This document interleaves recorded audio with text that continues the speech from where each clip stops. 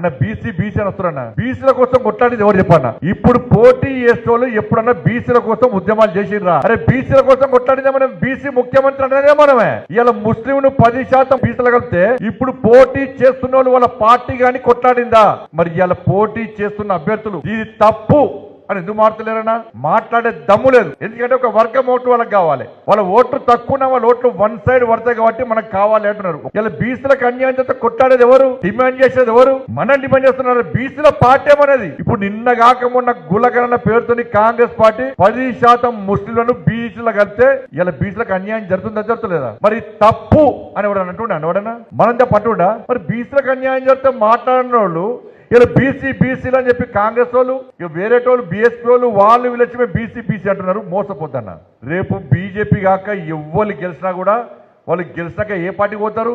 వాళ్ళు కాంగ్రెస్ పార్టీకి పోతారు. పోరా? ఇండిపెండెంట్ ఉంటారు లేదా? గెలిచినాక వాళ్ళు పోయేదంతా కూడా కాంగ్రెస్ పార్టీకే. ఇలా నిజాయితీగా నిబద్ధతతో కొట్లాడేది కేవలం భారతీయ జనతా పార్టీ అభ్యర్థులు మాత్రమే అనే విషయాన్ని మనం గుర్తుంచుకోవాలన్నా.